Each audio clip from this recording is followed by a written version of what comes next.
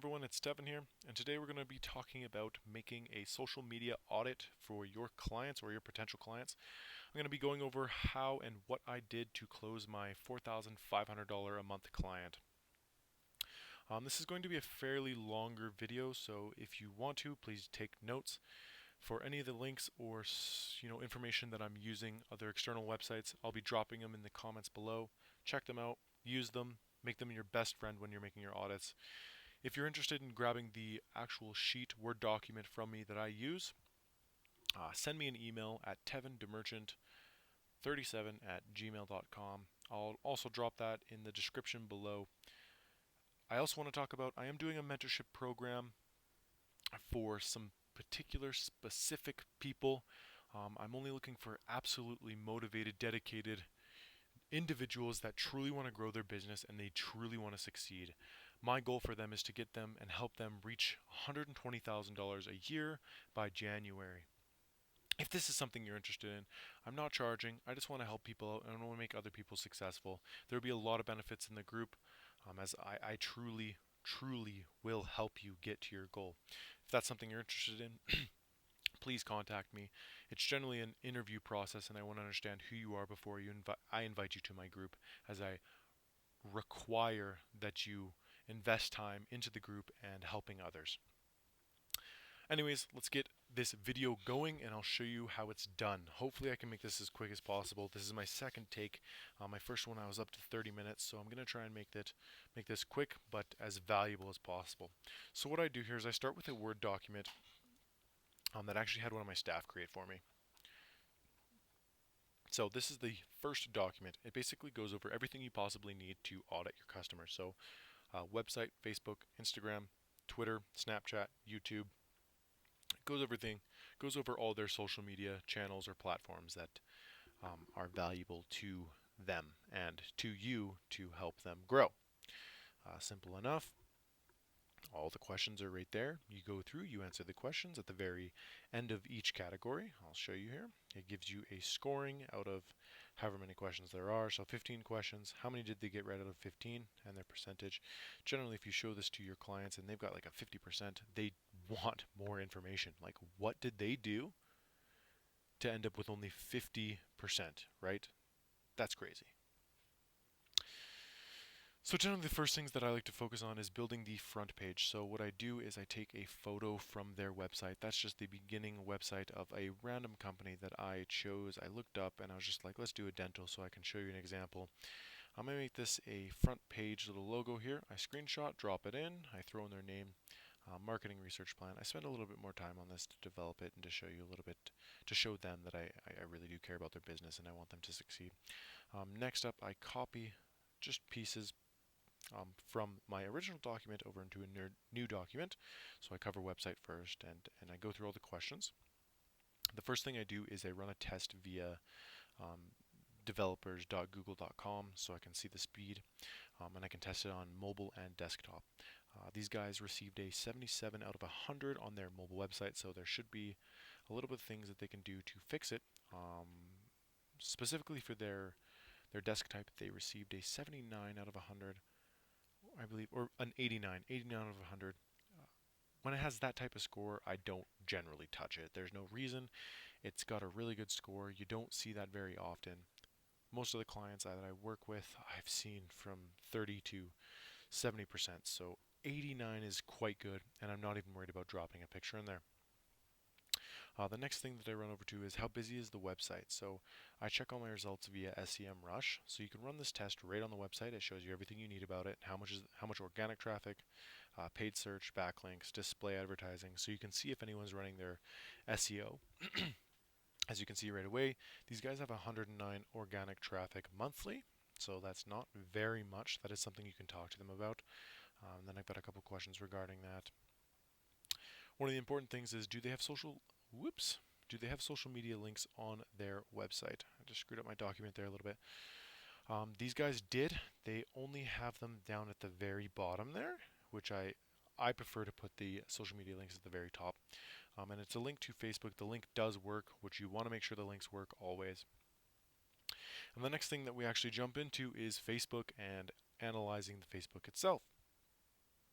I haven't gone to this part in this document yet, but I can quickly run over it for you. So scroll down to my Facebook area.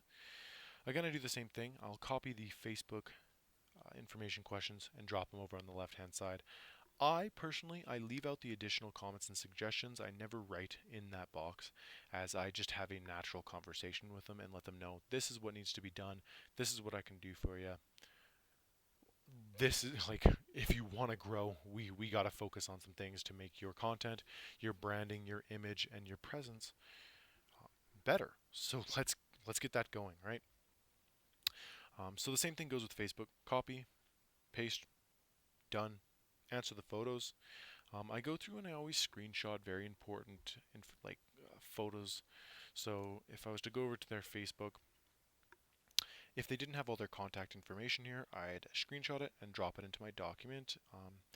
Something like this, where they only have 120 people liking their page, I'd screenshot that and compare it to a page that I've done before. That's always handy to do.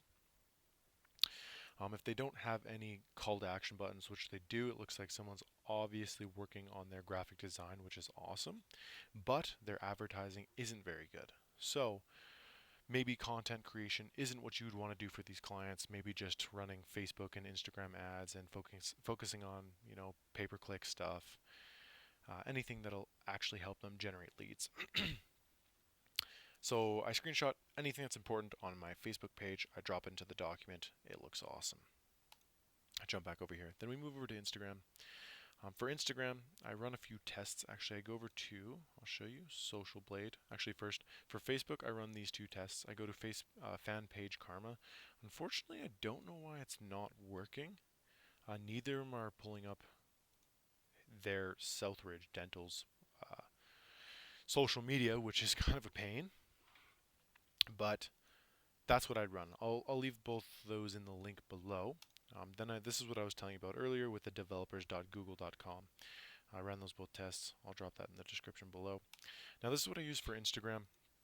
These guys don't have an Instagram account, so I can't really run the test on it here, but I'll show you. These are one of my accounts that I personally use. So it'll run a test on it, and it'll show you how well you're doing. So I've got 4,600 followers. And you can go through and you can see some detailed stats if you click that there on the left. So as you can see on my account here, I know how to gain followers, and this is something that I bring with me. I'd show them that my monthly average is 960 followers. As you can see, I can generally get around like minimum 20 people a day to follow me. I did lose some followers here, but as you can see, I was dropping my follower count, or my following count, which is important to your growth. So it's always really good to implement these and take screenshots of both theirs and yours, and how you can truly benefit and grow their Instagram account. So that's how I contrast those two. Then I also drop in a couple graphs that I pull up on theirs, not on mine. I don't really worry about mine. I drop that into the document as I go through, which is good. Next, it jumps into Twitter. It depends on your business. So if you're doing a dentist office, I wouldn't even really recommend Twitter. So I'll skip past that. But if you do have a restaurant or, club, e-commerce, there's various types of businesses that I would recommend having Twitter for. Dentistry is definitely not one of them. You go through and you essentially take the screenshots that you like, that you want, that show specific information on how they're doing and what their statistics are, drop them into the document, make sure it looks clean in the document, and then you talk to them about it. It's simple enough there. Snapchat, again, not always needed. It's hard to get any screenshots of their Snapchat, but if you can add them on there and see if they do stories or any of the such, then you can get some content from that. Then moving on to YouTube, you can see if they have YouTube videos, and if not, there's nothing you can really do about it. But you want to make sure you bring all these channels up in your meeting and you tell them, do you have a Twitter? Do you have a YouTube? Do you have a Lineable? What social media platforms do you have? And what are you optimizing right now? Or are you paying anyone to run any of them? And if they say no, you want to let them know that these are the things that you can create, because it does help your SEO. So having those accounts just created for them is really handy. As we move on, we get down to Actually, that's it there. I move over to a different, I don't even have another document for this, but I jump into a couple more things that I can target. So after I'm done copying and pasting all those in there, answering questions and filling it out with screenshots from their actual social media and running tests through Fan Page Karma, Likealizer, page speeds from Google, Social Blade, and then even SEM Rush. I include all that information in there with all the screenshots. I jump back over to just your regular Google search and I search up their business. I go through, I see what their Yelp is doing. So I don't know if they have it in the first couple pages here. I see what it's doing and I'll take screenshots and go over that with them and see if they're paying for Yelp. If they are, you can generally get them to stop paying for Yelp and pay you more. Just remember that. They'll probably tell you how much they're paying for their Yelp. And if they're paying that much for, I believe what they get is a carousel of pictures and their dentist or whatever their business is set up at the top. You can definitely do more for them than just that. But I will take a picture of this side piece here of Google My Business. So screenshot that up. As you can see, they have a 4.0 with 4 Google reviews. So we can truly help them get more reviews, which would be really handy. Good thing that they have their hours and everything and their location and phone number. But that is something to show them. You can increase those reviews. So that's all the information just off the website that I focus on. The next thing that I go to is I look up Facebook business case studies. And I actually find this to be very, very useful. So I jump in here. It actually has real businesses, real results. This is straight off of Facebook. You can search, so say dentist. See if something pulls up. So Rich Creek Family Dentistry. So you can show this. I generally print off this whole page and just talk about it with them. So they've got 29 times the return on an ad spend from a 1 month promoted post campaign. So that's crazy. And you can show this to them and be like, this is something similar to what I can do. I'm trained in this.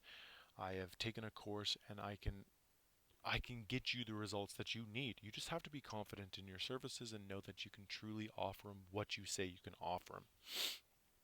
So I make sure I add everything that's from the facebook.com, Facebook business case studies, because that really does help.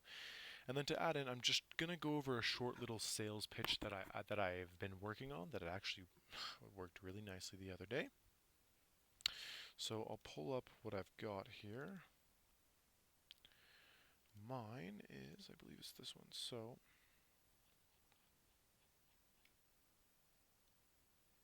I'll scroll down to the bottom here. So what I've decided to do is include a full list of services in the bottom of my document. So this is everything that I can possibly do for them. Obviously there's some things that I did leave out, but this is just a gist of things that I do. So I covered anything that has to do with Yelp. So your push reviews, update your profile, complete it, include your keyword specialities, verify the hours and locations accurately, link the website, update the images, engage with customers constantly, and then set your offers, test a few, rotate offers every 2 weeks. Same idea when it comes to Yelp, Google My Business, and Facebook business page. They all have like around the same idea. So I add that all in there, and I jump over to Instagram, let them know that I can create the presence, strong branding, which is very important. And I show this to them at the very end. So as you can see, I'm not going to go over all this, but about four sheets, 1, 2, 3, 4 sheets, and I lay it out in front of them.